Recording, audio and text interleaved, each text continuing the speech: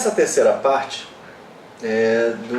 da última semana, nós vamos falar alguma coisa relacionada às redes wireless, ou às redes sem fio. Normalmente nós temos dois tipos de redes wireless. As redes chamadas infraestruturadas, que em geral envolvem hosts móveis e hosts fixas, máquinas móveis e máquinas fixas, e redes ad hoc, que normalmente só envolvem hosts móveis. Nas redes wireless infraestruturada, normalmente você tem a área de cobertura dividida em várias regiões menores que possuem normalmente um ponto de acesso. Então, dentro de cada área de cobertura, um ponto de acesso. Então, nesse caso, mesmo dois nós estamos localizados a uma distância mínima um do outro, a transmissão entre ambos sempre se dará através desse ponto de acesso e nunca diretamente entre os hosts. Geralmente, esses pontos de acesso eles são conectados através de um backbone, em geral por fibra ou por cabo, normalmente também de alta velocidade. A exemplo, por exemplo, da telefonia celular, onde todas as estações, as antenas, estão interligadas por um backbone óptico, interligando as torres, onde disponibiliza o sinal através das antenas, nas estações rádio base. Nós temos aqui nessa imagem a representação de uma rede infraestruturada. Então nós temos a área de cobertura, onde nessa área de cobertura nós temos a presença de um ponto de acesso, de um access point, ou de uma estação base, um base station, e os hosts conectados dentro dessa área de cobertura. Então qualquer acesso desses hosts são feitos através do ponto de acesso. E esses pontos de acesso são interligados através de uma infraestrutura de rede. Então normalmente você tem um backbone, utilizando cabo ou fibra, para fazer a interconexão desses equipamentos.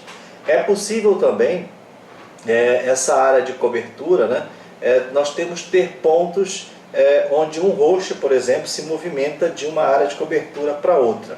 Aí neste caso, um host móvel, ele pode passar de uma área de cobertura para outra.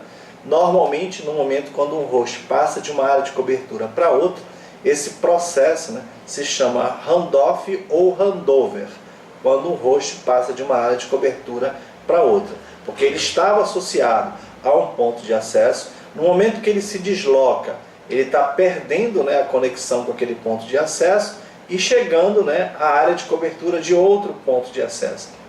Então é preciso que haja a mudança do controle daquele host de um ponto de acesso para outro.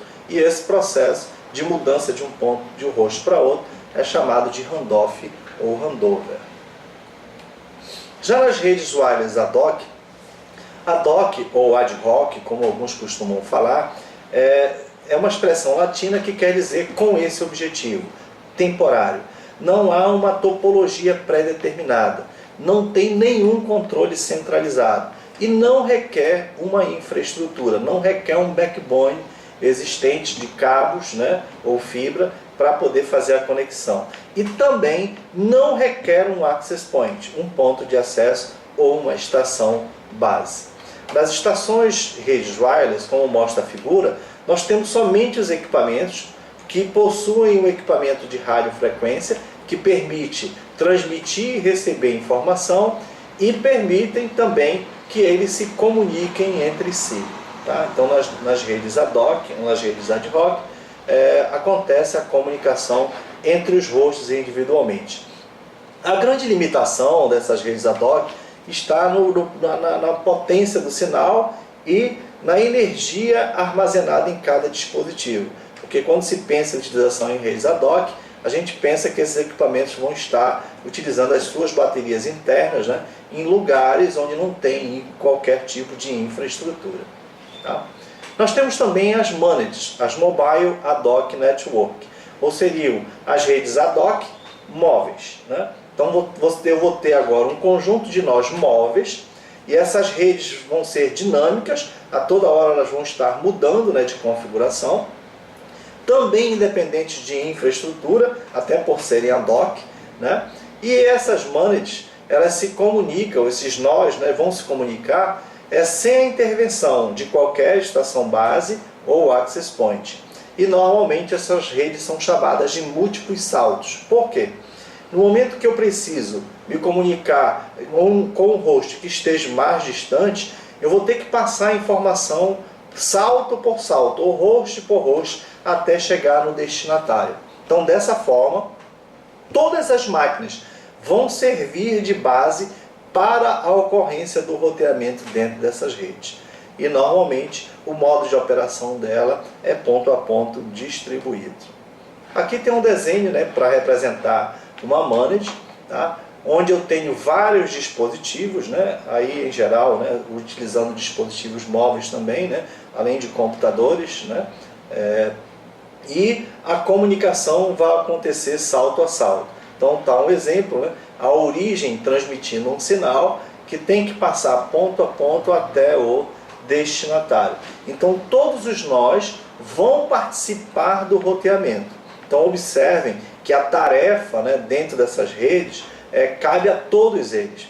Todos participam do roteamento para o envio dos pacotes nessa transmissão. Então vejam que ela se torna uma rede muito insegura, né? Porque eu preciso que cada equipamento confie nos nós que estão próximos, porque eles vão ser utilizados para esse roteamento. Alguns exemplos, né, de uso dessas redes wireless. As redes ad hoc normalmente podem ser utilizadas em resgates, né, em guerras, né, ou na utilização de redes de sensores, né. Por exemplo, o IBAMA, por exemplo, para controlar as florestas, eles costumam jogar sensores na floresta e esses sensores se comunicam entre si até um sorvedouro, até um ponto central, onde pega informações, por exemplo, sobre a temperatura, né, do ambiente. Então, fica capturando a informação de temperatura, então um sensor fica analisando a temperatura, de tempos em tempos essa informação é transmitida para um sorvedor, um nó central, onde essa informação é analisada. É óbvio que esse sensor tem um tempo de vida, né, enquanto durar a bateria, e depois esse sensor vai ser descartado, né, quando ele não tiver mais com a carga necessária para enviar a informação. Já em redes infraestruturadas, nós temos a situação de estações radiobases, em hotéis, em aeroportos, né? Até mesmo nas escolas, né? A gente costuma utilizar redes infraestruturadas que atendem bem, né, a solicitação dos usuários para permitir garantir acesso à rede, né, sem a necessidade de utilização de fios. E a partir daquele ponto de acesso, se comunicar com a rede interna de forma mais rápida. As características do sinal wireless, né? Bom, nem tudo é maravilha, né, na rede wireless. Nós temos problemas também nas redes wireless, né? Então, nós temos o problema da redução da força do sinal, porque as radiações eletromagnéticas elas são atenuadas, elas ficam mais fracas, né? Principalmente quando atravessam matéria e também de acordo com a distância. Então, conforme você vai se afastando, o sinal vai ficando mais fraco e toda vez que precisa ultrapassar a matéria, paredes, né, obstáculos, eu vou tendo problemas na potência desse sinal. Eu tenho problemas de interferências de outras fontes, né, fontes transmitindo em outras frequências ou até na mesma frequência, podem prejudicar o envio dessa informação. Nós temos o problema de propagação multivias, porque as ondas são refletidas, né? Quando bate em determinado anteparo, elas são refletidas, então eu vou ter vários sinais, né, chegando. As taxas de erros normalmente são muito altas em redes wireless, e o problema que eu tenho de terminais ocultos, né, que é outro problema.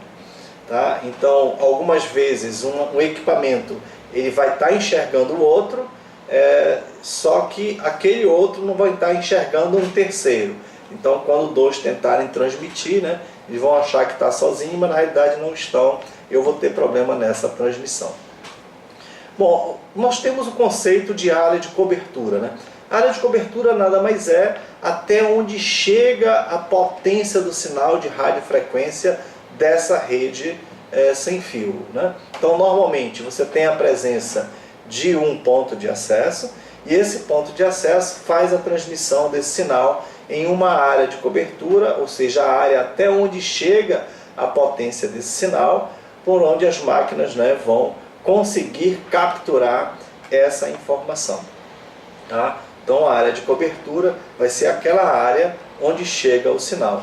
Normalmente, quando você utiliza um computador que tem, né, um equipamento wireless embutido, vem aquela representaçãozinha do sinal, né, onde ele mostra a potência do sinal que está sendo recebido. Então você vai notando que conforme o afastamento do equipamento daquela área de cobertura, o sinal vai enfraquecendo, né, vai diminuindo os pinos, né, que está relacionado à área de cobertura que você se encontra. Bom, os problemas dos canais, né? Normalmente, quando você instala um equipamento wireless, né, um access point, ou até mesmo um roteador, né, que tem um dispositivo de radiofrequência, um wireless, um Wi-Fi disponibilizado, normalmente eles disponibilizam canais. Os canais nada mais são do que as frequências que são utilizadas para a transmissão dessa informação. Tá? Então, normalmente, pelo menos os que estão sendo disponibilizados agora, você tem dos canais de 1 até 14. Né? Só que, muito embora você tenha 14 canais disponíveis, você não tem todos os canais efetivamente disponíveis. Por quê? Nós temos os problemas de interferência. Né? Essa figura representada nesse slide aparece, né, qual seria a utilização, né, que você pode fazer desses canais, né, o que é recomendável.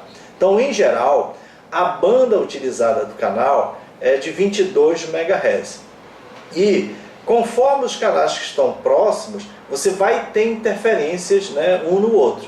Então, se você está utilizando o canal 1, o canal 2 vai dar interferência no canal 1. O canal 3 vai dar interferência no canal 1.